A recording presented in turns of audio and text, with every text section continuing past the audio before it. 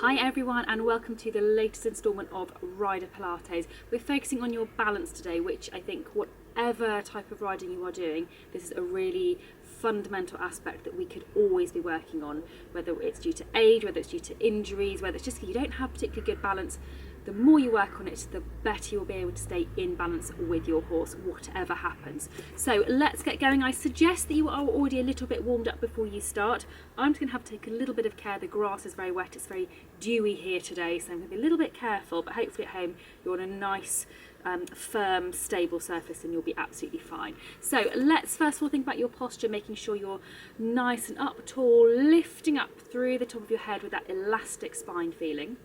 And then we're going to stand with one foot in front of the other. Make sure you've got equal weight through your feet and that your headlights are pointing straight ahead.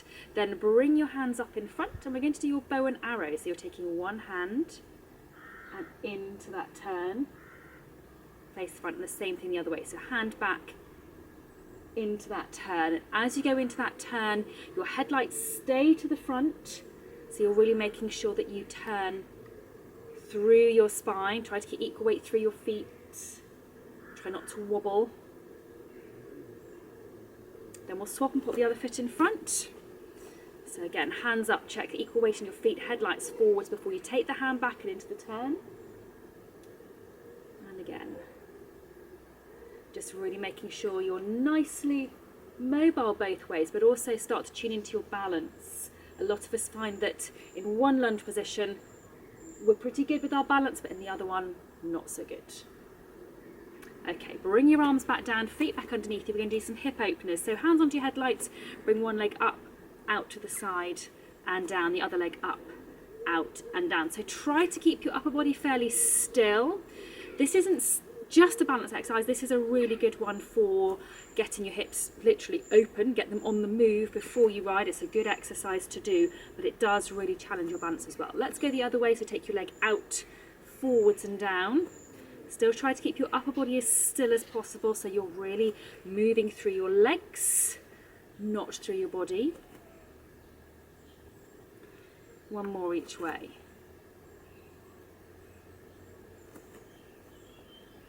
Okay, let's go into some walking. So feet underneath you to start off with, opposite arms and legs. Think about keeping your rib cage sinking down towards your pelvis and your pelvic floor, gently working away onto floor 3.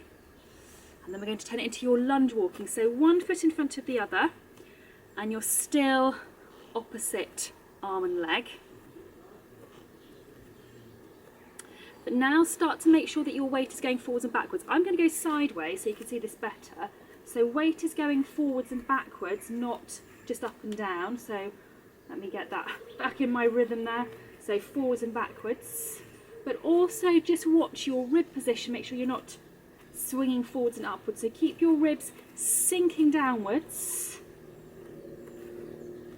And then we're going to swap and pop the other foot in front. And off you go again, same thing, opposite arm and leg, pelvis moving forwards and backwards, ribs sinking downwards.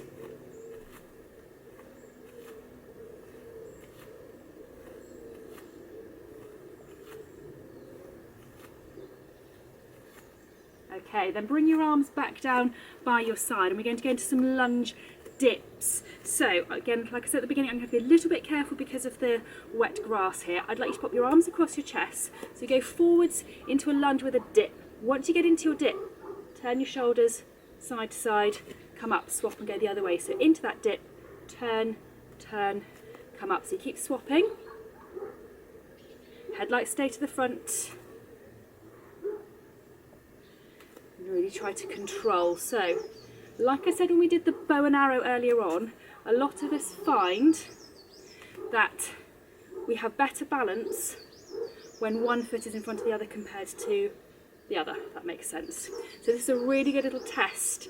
How well can you keep your balance whilst you do those turns? You haven't got your arms to help you. You're in that lunge position. One more. Super. Okay, right, we're going to move on to doing your star lunges.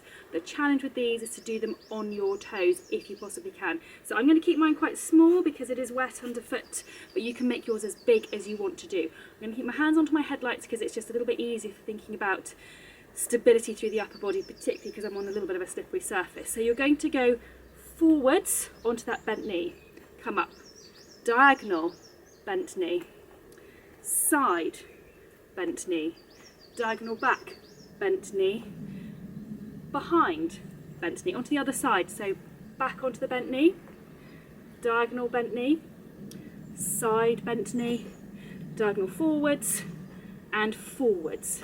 Come back into the reverse. So the leg you just finished on, forwards, diagonal, side, diagonal back, back, onto the other leg, back, diagonal back, side, diagonal, forwards. Good job. Have a little walk for a second. So if I wasn't on a wet surface, I'd do this a little bit faster. So if you found that quite easy, you can practice doing those and see if you can make them a wee bit faster. Okie doke, I'm going to go sideways. We're going to do a rear lunge exercise. Having control as we move backwards is just as important as being able to move forwards under control, and you'll soon see why. So let's just start off. I'm going to build into these. So making sure you go backwards onto a bent knee. If you go backwards onto a straight knee, it's really jarring and you just end up arching through your back. So backwards onto a bent knee. Then I'd like to start leaning back. So backwards and lean. Backwards and lean. Unless you've got back pain, that really means you can't do this. Get as big a lean as you can. You can then challenge yourself. Imagine you're holding reins. So this exercise is particularly useful for anyone who jumps, particularly if you go cross country, particularly if you hunt. This is a great exercise for drop fences. Having that balance, making sure you can control yourself without having to hold on to the horse's mouth. You can even transpose it to that situation where you're going down a big drop and you have no whip, no reins, because you've got one hand, then they call it hailing a cab. So you've got one hand on the reins, but you're still able to control yourself as you go down over your drop. We'll do one more each way. But this is still a really good exercise for all of us because you never quite know what your horse is going to do. Okay, I'm going to stay sideways because we're going to move on to doing a rear lunge with a step up. I'm going to start with my hands onto my headlights once again. So ideally you want to come down to this position if you can.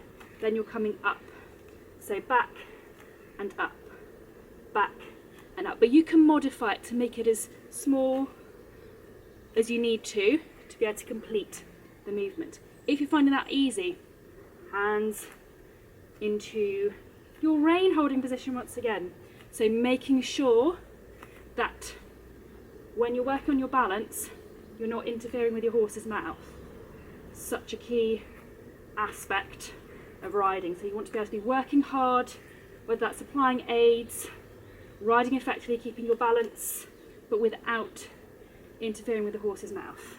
Okay, let's swap and go with the other leg. So same thing again, ideally if you can get down to about here, that would be great, and up to here, but work with what is right for your body. So if your balance isn't great, that doesn't matter, make the movement smaller, build up your strength, your control, your balance. She says falling over, doing smaller movements first.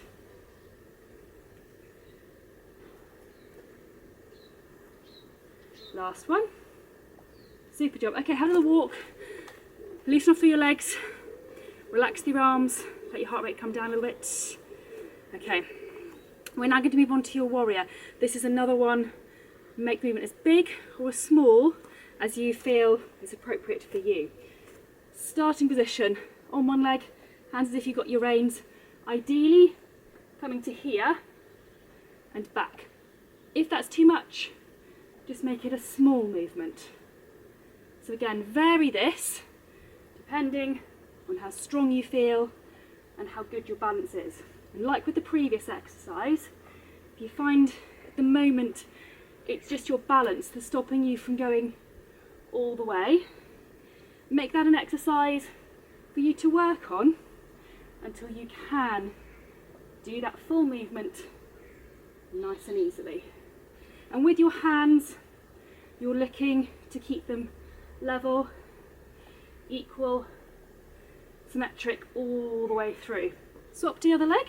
So again, the aim is here if possible, but if this is where you are today, absolutely fine. So off you go again.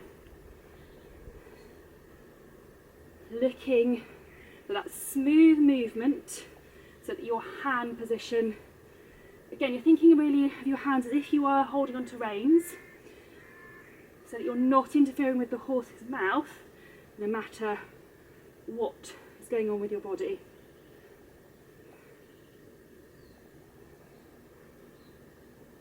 Two more. Super, okay, another little walk on the spot. These are quite hard. I think some of these balance exercises, one of the reasons they're hard, they get your heart rate up a little bit. And then it's like when you watch the biathlon at the Winter Olympics and they're trying to do their shooting target bit and they're shaking a bit because their heart rate's so high. That does affect your balance. So it's good to put yourself in those positions when you're training too. Okay, onto one leg. This exercise, if you find that you can't do this on one leg, do it on two, it's absolutely fine. We're going to do your foot series. I'm not great on it either, but it's good to practice. So onto one leg, onto your toes, bend your knees, drop your heels, straighten. Onto your toes, bend your knee, drop your heel, you've only got one, when you do it on one leg, straighten. Onto your toes, bend your knee, drop your heel, straighten. See if we can do one more. Onto your toes, bend your knee, drop your heel, straighten. Let's go straight into the reverse. So bend your knee, lift your heel, straighten your knee, and down. Bend the knee, lift the heel, straighten the knee, down. Bend the knee, lift the heel, straighten the knee, down. We'll do one more. Bend, lift, straighten, down. Let's swap onto the other leg and we'll do the hard version first. So if you can, onto your toes, bend your knee, drop your heel, straighten. Onto your toes, bend your knee, drop your heel, straighten. Onto your toes, bend your knee, drop your heel, straighten. One more. Onto your toes, bend your knee, drop your heel, straighten. Into the reverse. Bend the knee, lift the heel, straighten the knee, woo, and down. Bend, lift, straighten, down. Bend, lift, straighten, down. One more. Bend, lift, straighten, down. Good job, well done. Okay, then onto the leg you did first. Get yourself balanced, relax through your upper body, and then close your eyes. And focus on maintaining that relaxation through your upper body, allowing yourself to move a little bit if you need to. Don't try and restrict the movement, because restricting that movement then makes you tense. Feel the floor beneath your foot. Try to keep that knee just a little bit soft and allow your body just to adjust. It needs to make those little micro adjustments. Allow it to do that without getting tense. Okay, then open your eyes. We're going to swap onto the other leg. So again, get your balance before you start. And make sure you're relaxed, then close your eyes. And again, you're focusing down into your foot. Feel your foot in contact with the floor. Focus on that, because we don't focus on that anything like enough. Focus on your foot. Feel the movements. Allow your knee to be soft and just absorbing those movements. The more your foot, your ankle, your knee, your hip can absorb the movements, the less that's going to get translated up into your upper body.